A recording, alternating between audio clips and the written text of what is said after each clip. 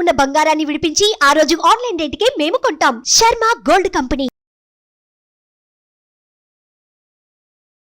నమస్తే, welcome to Suman TV. నేను మీ యామ్ని. ప్రస్తుతం మనతో ఉన్నారు ప్రముఖ ఆధ్యాత్మికవేత్త, జ్యోతిష్య రత్న డాక్టర్ శ్రీమతి కోనాల భాగ్యలక్ష్మి గారు ఉన్నారు. అమ్మతో మనం మాట్లాడదాం. నమస్తే అమ్మ. నమస్తే అమ్మా. అమ్మ, మనకి ఈ హోలీ పౌర్ణమి రోజు ఆ రోజు గ్రహణం ఉందమ్మా, చంద్రగ్రహణం. ఒకవేళ ఉంటే ఎలాంటి నియమాలు పాటించాలి? ఆదిత్యాయ సోమాయ మంగళాయ బుధాయ చ గురు శుక్ర శనిభ్యశ్చ రాహవే కేతవే నమః. అమ్మా, మనకి పంచాంగాల్లో అయితే కనుక ఈ గ్రహణం సూచన ఎక్కడా ఏం లేదు.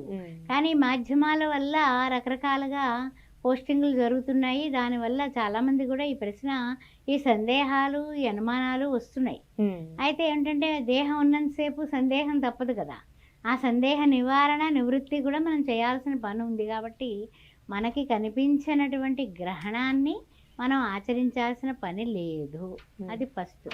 రెండవది ఏమిటంటే కనుక ఈ పట్టు స్నానం, విడుపు స్నానం ఇవన్నీ కూడా మనకు అవసరం లేదు. మూడో విషయం ఏంటంటే కనుక గర్భిణీ స్త్రీలు ఉంటారు కదా, అంటే ఏంటంటే 3వ నెల, 4వ నెల, 5వ నెల, అలా 9 నెలల వరకు వాళ్ళు గ్రహణం ఉన్నా లేకపోయినా కూడా, మనకి వచ్చినా లేకపోయినా కూడా భయపడతారు. కాబట్టి ఆ రోజున తగిన జాగ్రత్తలు తీసుకుంటే సరిపోతుంది. ఎందువల్ల అంటే కనుక గ్రహణం ప్రపంచంలో ఎక్కడ పట్టినా కూడా గ్రహణమే అంటారు. కాబట్టి ఇంకొకటి అనరు కదా, కనిపించినా కనిపించకపోయినా గర్భిణీ స్త్రీలు గమ్మున పుట్టబోయే బిడ్డకి ఏవైనా లోపాలు, గ్రహణం మురులు లేకపోతే ఏమైనా జన్యుపరమైన లోపాలు వస్తాయేమోనని కంగారు పడతారు. కాబట్టి కాస్త ప్రశాంతంగా ఉంటే సరిపోతుంది కదా, అంతకన్నా వేరే ఏం లేదమ్మా.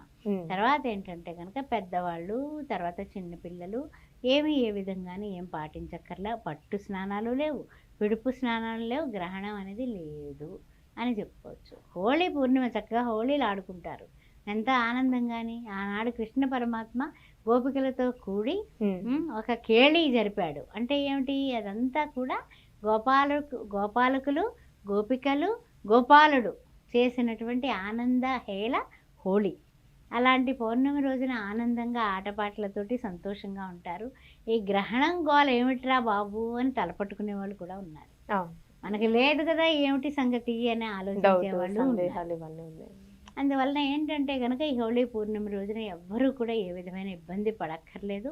అప్పుడు మనకి ఏంటంటే కనుక ఈ చంద్రుడు ఏ రాశుల్లో ఉన్నాడు అనేది చూసుకొని పౌర్ణమి రోజున ఆయా రాశుల వాళ్ళు కొంచెం జాగ్రత్త తీసుకుంటే చాలు, అంతకన్నా వేరే ఏం లేదు. అమ్మ, ఇప్పుడు మనం గ్రహణం ఒకవేళ ఉంటే ప్రెగ్నెంట్ లేడీస్ అనేది ఎలాంటి జాగ్రత్తలు తీసుకుంటే మంచిదమ్మా? రెస్ట్గా పడుకోవాలి, చక్కగా భోజనం చేసుకొని. గ్రహణం లేదు ఉందనుకుంటే చక్కగా ప్రొద్దున భోజనం చేసుకుని 10 గంటల లోపల 9 గంటలకు అలా పొద్దున భోజనం. సాయంత్రం కూడా గ్రహణం 3 గంటల వరకు ఉంటుంది అనుకో సపోజ్, అంటే మాధ్యమాల్లో చూసిన దాన్ని బట్టి 10 నుంచి 3 అన్నారు. మనకు కనపడదు, మనం ఆ మధ్యలో ఏం తినకుండా తిరగకుండా ఉంటే చాలు, అంతే సరిపోయిందంతే. అంతకన్నా అసలు లేని దానికి ఇంక అసలు మనం జాగ్రత్తలు ఎందుకురా బాబు భగవంతుడా, ఏమిటి తలకాయ నొప్పని అందరూ తలపట్టుకుంటున్నారు ఇప్పుడు. కానీ వీళ్ళందరూనేమో ఏంటంటే అయ్యో గ్రహణం ఒకటి కదండి, ఏం చేయాలి అంటున్నారు. అయితే ఏంటంటే చంద్రుడు ఏ రాశుల్లో ఉన్నాడా అన్నది మనం కొంచెం పరిగణలోకి తీసుకుంటే 24వ తారీఖునైతే కనుక చంద్రుడు సింహరాశిలో ఉన్నాడు. చంద్రుడు సింహరాశిలో ఉన్నారు. కాబట్టి సింహరాశిలో ఉన్నటువంటి గర్భవతులు ఎవరైనా ఉంటే కనుక మఖ, కుబ్బ, ఉత్తర ఈ నక్షత్రాల వాళ్ళు తగినటువంటి జాగ్రత్తలు తీసుకోండి. ఎందుకంటే లగ్నాత్తు పడుతుంది కదా, అంటే జన్మ చంద్రుడే కదా అక్కడ ఉన్నాడు. అందువల్ల ఈ యొక్క సింహరాశి వాళ్ళు కాస్త జాగ్రత్త తీసుకోవడం మంచిది. అదేవిధంగా చూసినట్లయితే కనుక వృశ్చిక రాశి వారు, అంటే అది 4వ స్థానం కాబట్టి వృశ్చిక రాశి వారు కూడా తగిన జాగ్రత్తలు తీసుకోవడం మంచిది. అదేవిధంగా చూసినట్లయితే కనుక కుంభరాశి వారు తగినటువంటి జాగ్రత్తలు తీసుకోవడం మంచిది. తదిమా వాళ్ళందరికీ మధ్య ఫలాలు, తర్వాత ఏమి తేడా లేకుండా అసలు మనకి లేదు కాబట్టి ఈ మాట కూడా చెప్పుకోకర్లేదు. కానీ మీరు అడిగారు కాబట్టి ఈ విషయం చెప్తున్నాను, అంతకన్నా ఇంకేం లేదమ్మా. కంగారు పడద్దు, చక్కగా హాయిగా ఆనందంగా ఉండండి. ఆలోచనలు ఏమి చేసుకోకండి. పట్టు మీద చేసుకుని ఓం శ్రీ మాత్రే నమః, ఓం నమో నారాయణాయ, ఓం నమో భగవతే వాసుదేవాయ అని దివ్యమైనటువంటి నామాలు చేసుకుంటూ ఉండండి. ప్రశాంతంగా నిద్రించండి, హాయిగా ఉండండి, డౌట్ పెట్టుకోకండి. చాలా చక్కగా తెలియజేశారమ్మా. ధన్యవాదాలు.